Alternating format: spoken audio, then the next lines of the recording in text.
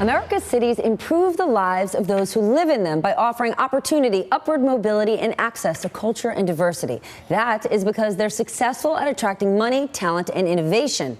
But that success is also leading to the undoing of the American city. So metropolitan centers all around this country are seeing accelerated inequality. Pockets of concentrated wealth and pockets of concentrated poverty are squeezing out the middle class. I got a graphic to show you. In 1970, this is across all cities in America, the percentage of families living in either all poor or all rich neighborhoods, look at the columns on each side of the screen, totaled 15%.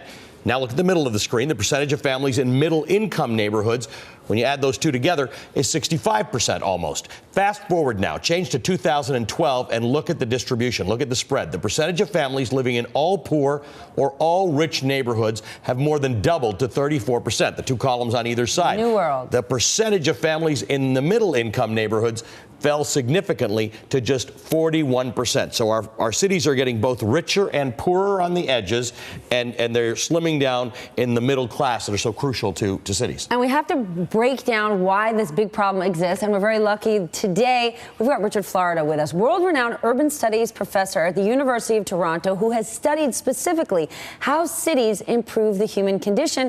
And now he says he has been forced to reassess that thesis in his new book, The New Urban Crisis: How Our Cities Are Increasing Inequality, Deepening Segregation, and Failing the Middle Class. But most importantly, and what we can do about it. Richard, welcome. So walk us through this. What exactly do city dwellers, how are we losing based on how this is playing out? Well, we used to have a society not only with a middle class, but with these incredible middle class neighborhoods, which were our platforms for upward mobility.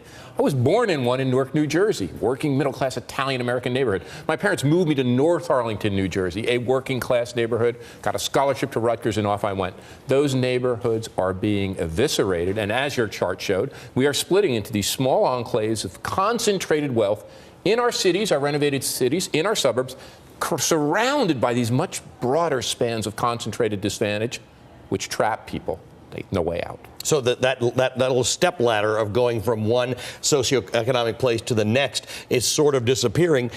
Tell us why it's a bad thing that our cities become these concentrated pockets. Well, there's two reasons, and there's a backlash. On the one hand, you have a backlash called populism, and this rise of a populist backlash because some cities are doing well and other cities are falling behind. On the other hand, you have a backlash from the left, and people are saying, well, we don't want to build up the city anymore. We want to keep it the way it was, the NIMBY, not in my backyard movement, so that our cities can't create the density, the clustering. You said it in the opening, that clustering of talent and diversity that really propels innovation, productivity, and leads to higher standard of living, not only for city dwellers, but for everyone across our whole country. But as you look to a city like New York, do you mean sort of that idea that our artists, our musicians, our creatives can't live on the island of Manhattan and they're just being pushed out for building after building? And if that's the case, it might have a cultural impact, but politically speaking, why does it matter?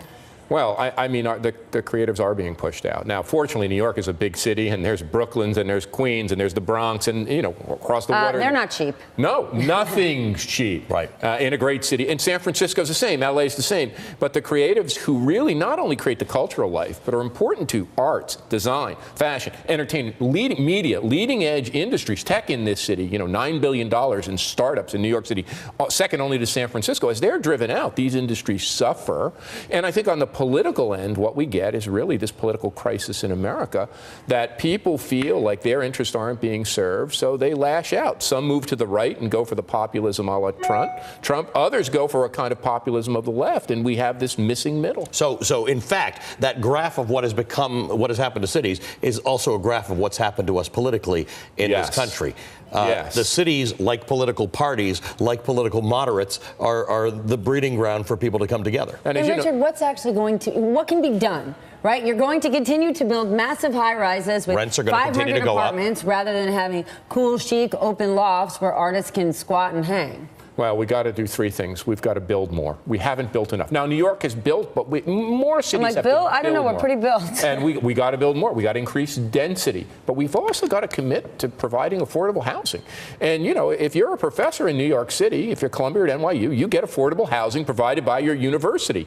We need to do more of that. And then finally, we need to upgrade the jobs of service people working in service industries. You know, they're the folks who are falling further and further behind, even compared to the artists.